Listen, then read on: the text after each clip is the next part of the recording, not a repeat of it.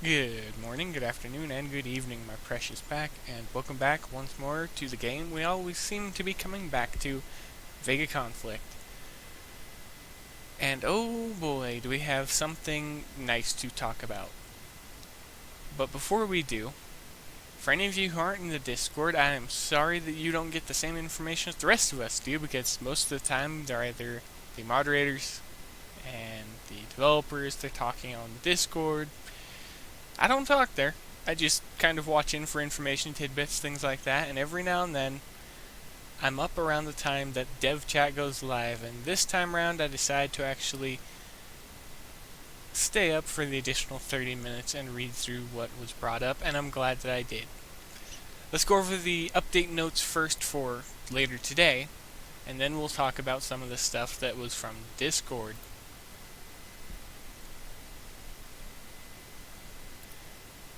And there's plenty here, trust me. Also, before we go forwards, pardon any mistakes. It is, again, late, I am tired, and this is going to be rushed as it always is. But I'm going to share my thoughts. Downtime release notes, the patch notes, it'll be going down later for an estimated hour, and a lot is being brought in. So first off, they would like to announce that the Deep Space will be released, and again, as has been stated before in the Discord, that player fleets will be recalled during the update, so they'll be back at your base, so if you have them out, don't be surprised that they're just randomly back.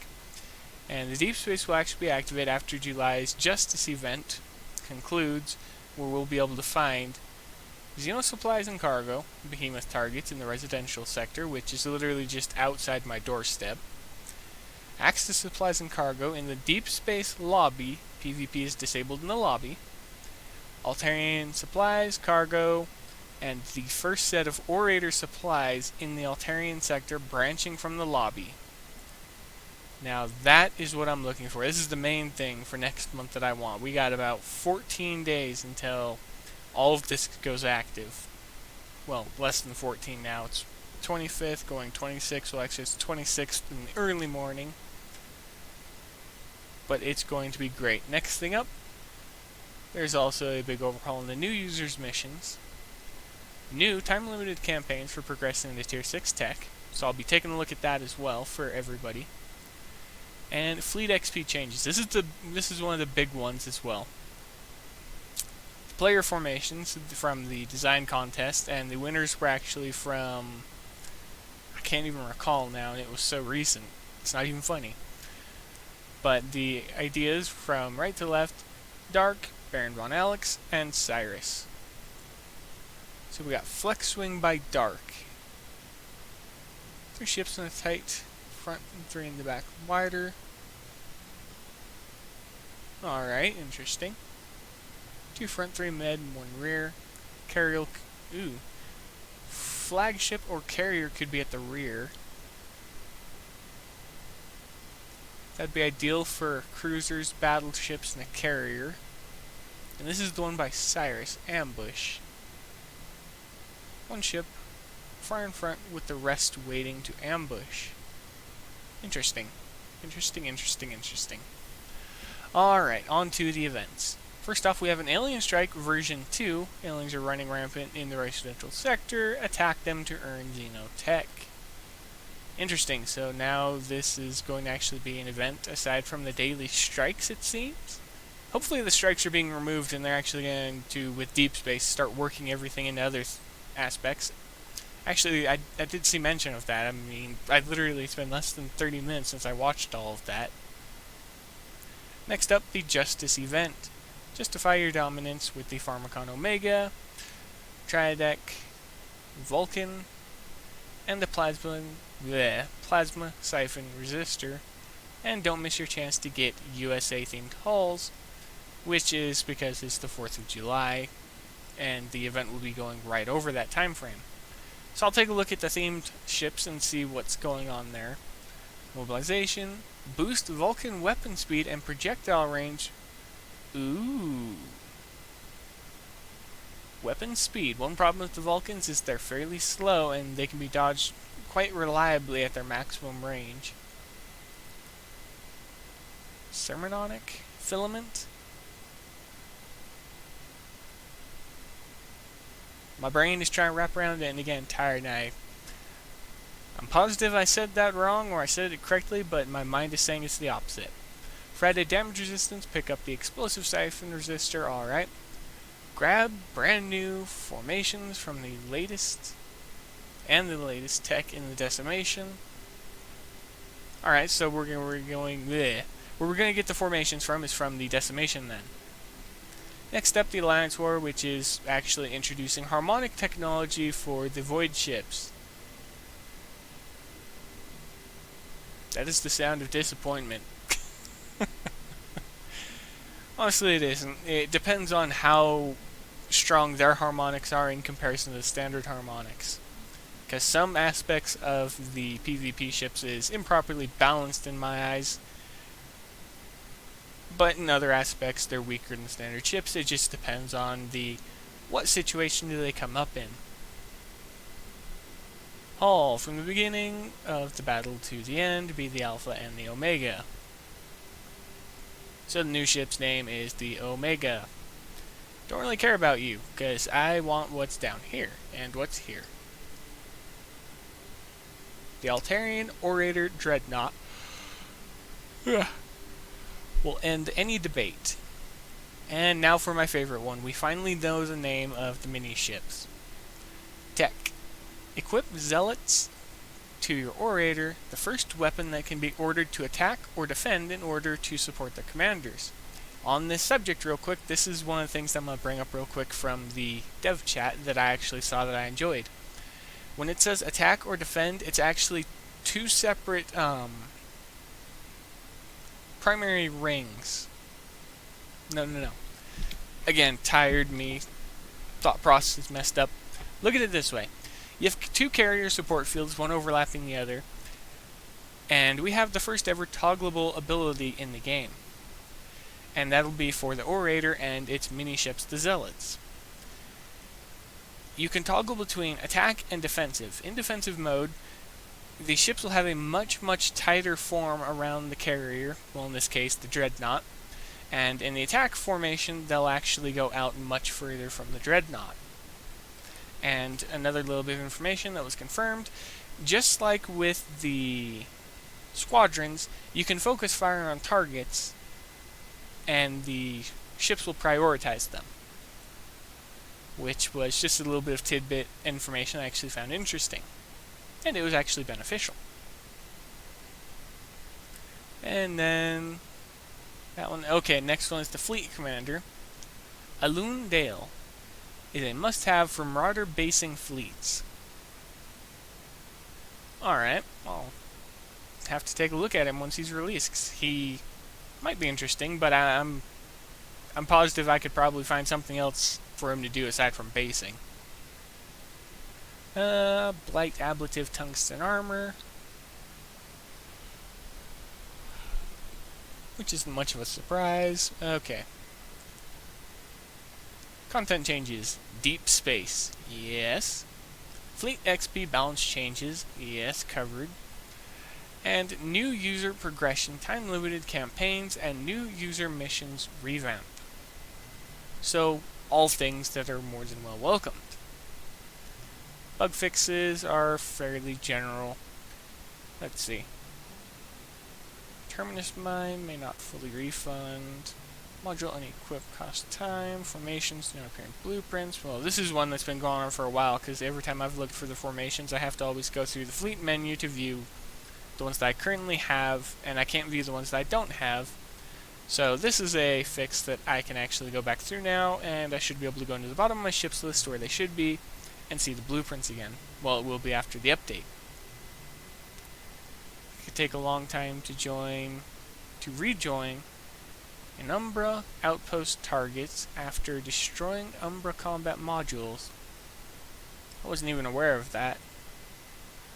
Pharmacon hulls may visually switch to a lower mark level after exiting phase. I did notice that because a few times the Segfault I have Mark II would appear as Mark I, and every now and then the Trojan I have at Mark VI would drop down and it would look like a Mark IV again. Clicking dragging onto an escort fleet may trigger an attack. That was one that I've heard about but haven't seen firsthand. Public assistance toggle may be ignored. I've seen that happen a few times before as well, where people weren't able to assist somebody that they were trying to help. They just wouldn't let them join, nor even attack the target. Plasma screen may use the incorrect effect color. I hadn't noticed that, but I don't play too much with the Pharmacon.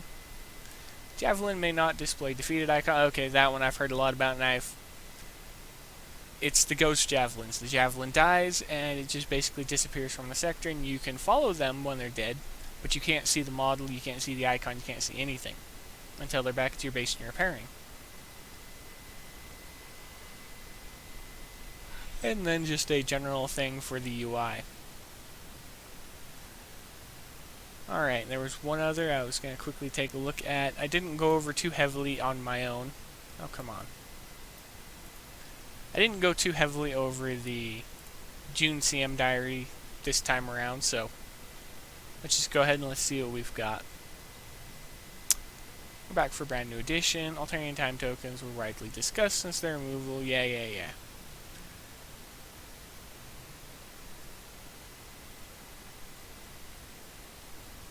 Due to the Zeus 1-day build time. Yeah, and that's the main reason they were removed. Most of us know that. Target efficiency contest. That's what it was. It was the target efficiency contest. No, wait, no, it wasn't. It was. No, I think it was. Again, my tired mind can't pull the information I need. Go figure. 31 seconds. Alright, July, let's see. Facebook, yeah, stuff we've already been notified of via Discord.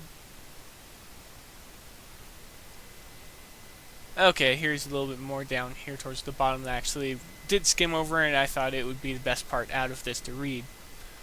Most hulls will be changed, including Tier 7. Dreadnoughts and some other special cases may not be changed. And this is correlating and relating to the XP change. And they may not be changed.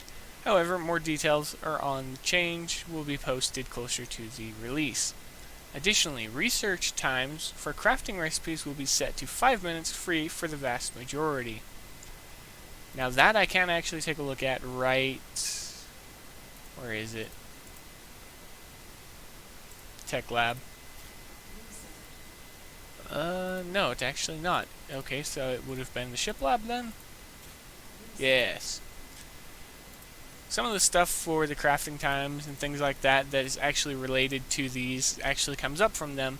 However, the crafting times that I actually I have to read back through that. So there isn't much that's been brought up via the crafting times that I'm aware of. It did say research. Additionally, research times for crafting recipes will be set to 5 minutes free for the vast majority. Research times for crafting recipes.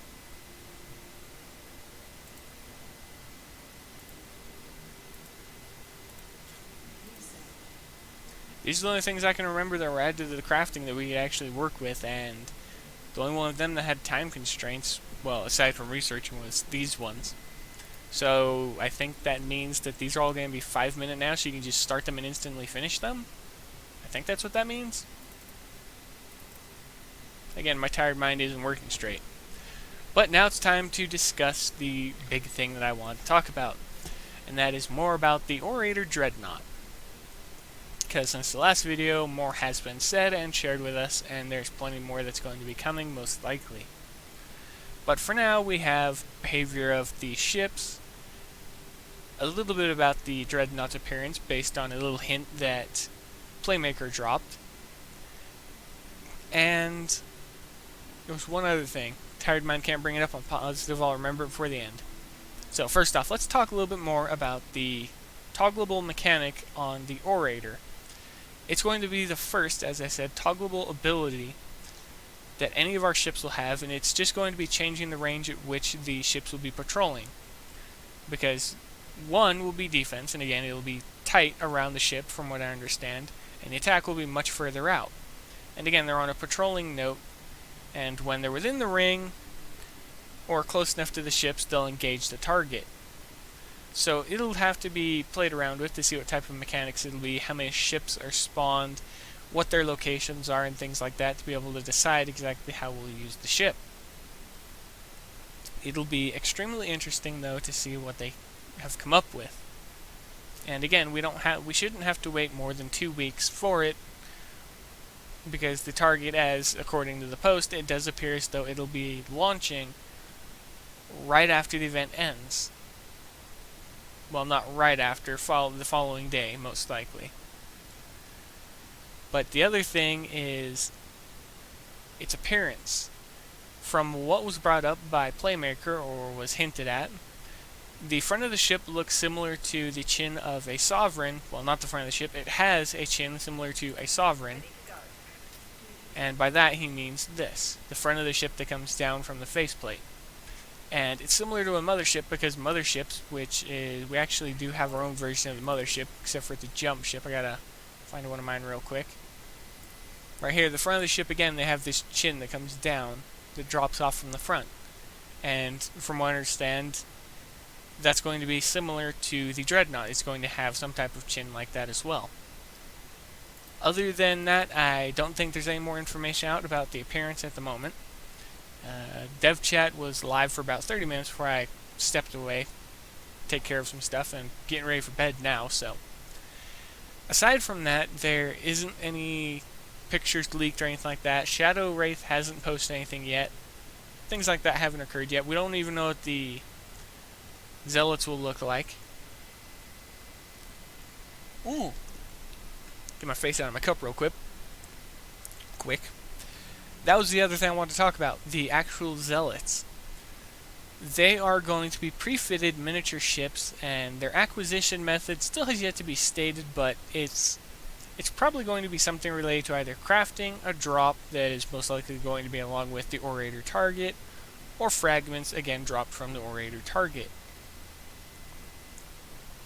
Or they're going to be something that we get a blueprint for upon unlocking the Orator, or something like that. But from what I understand, it was mentioned again that there's going to be individual levels of them, or there's just going to be one. But one thing I'm curious to see, now that I think about it, and I never asked or brought up, was if the stats of the ships were affected by the dreadnought's boosts.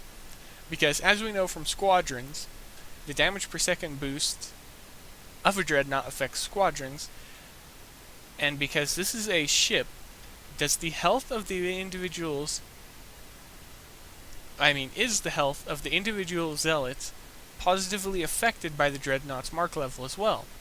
Such as let's take a base stat. Let's say they have 6,000 hit points by default. Dreadnought immediately gives them 100% additional health. So does that mean that it would affect them in the way that it affects its own armor and health? Well, specifically armor. Actually, no, it wouldn't, because it only affects the armor. So it wouldn't, because they only have a base health. So no, it wouldn't affect that. Okay, so figured that out in my tired state right now. So the only thing that we can positively say is most likely going to be a damage per second boost for them.